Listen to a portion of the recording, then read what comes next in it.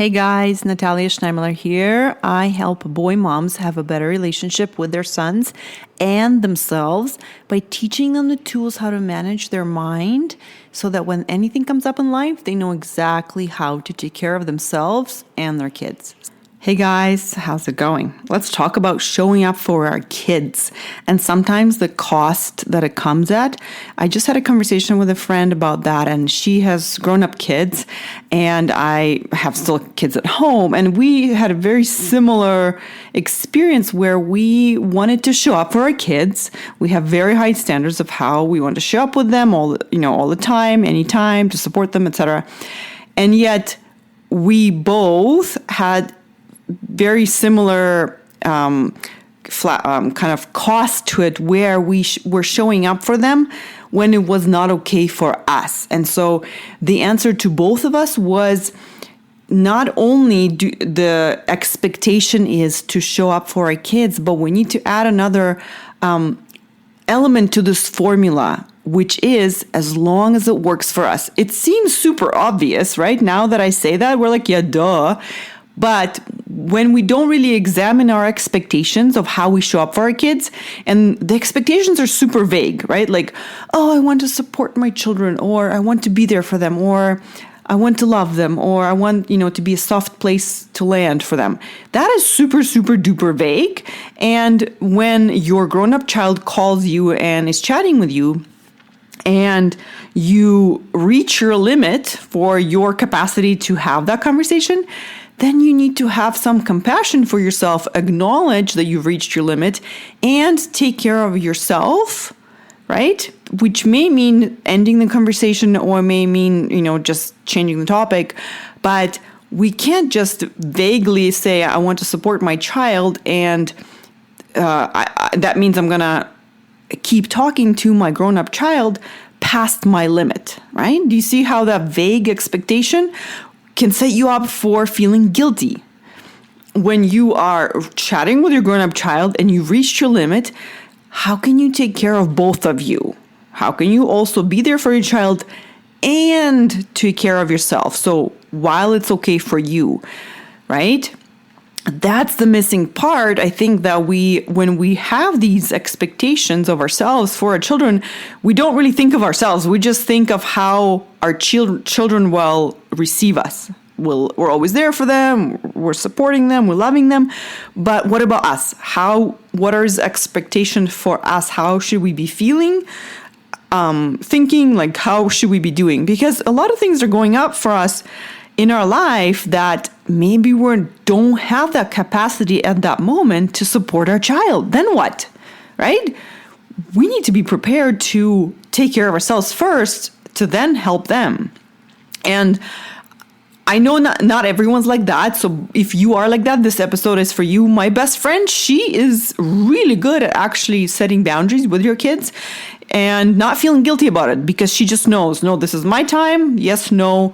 And it's really clear to her. Whereas for me, with bedtime, oh my gosh, like I, for some reason, have these expectations that I should be for them there, spend a long time with them and love them all, and all four of them. And that really doesn't include anything about me. Like, should I have the capacity to do that or not? It doesn't really matter. Like, when I set that expectation for myself, I never thought of myself. I just thought of my children. I'm like, what would be the best for them?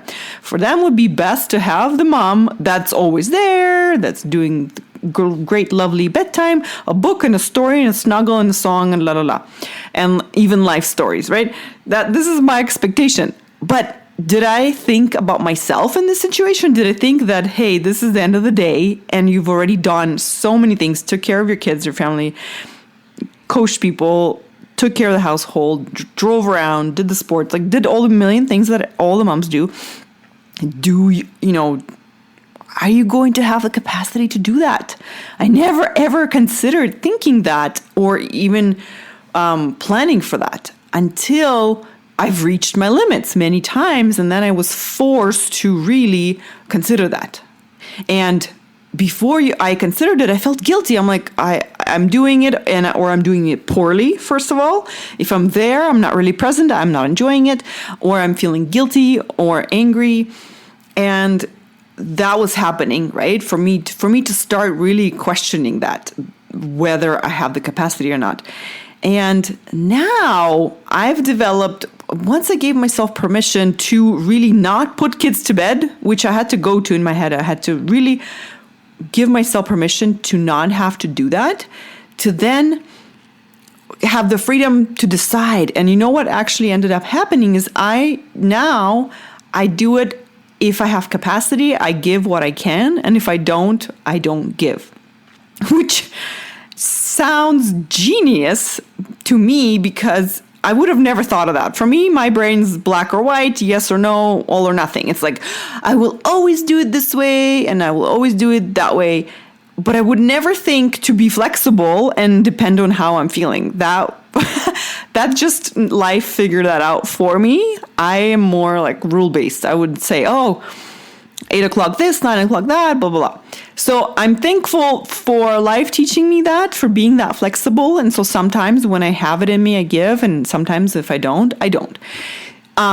Except for when I forget. And sometimes if I forget and I start to have a plan in my head about what I should be doing, how I should be showing up for my kids in the evening, but then I don't have it in me, then I'm in trouble because then I feel guilty because I didn't meet my own expectations. And I also didn't really plan to take care of myself. And now I'm frustrated and now I'm snapping at my kids and my kids are like, what's going on? Why are you angry? We just want our mama, right? So this is why I wanted to record this message for you to include that other element in your formula. I want to show up for my kids this way, and if it works for me, right? And sometimes it works for me, sometimes I have the capacity, and sometimes I don't.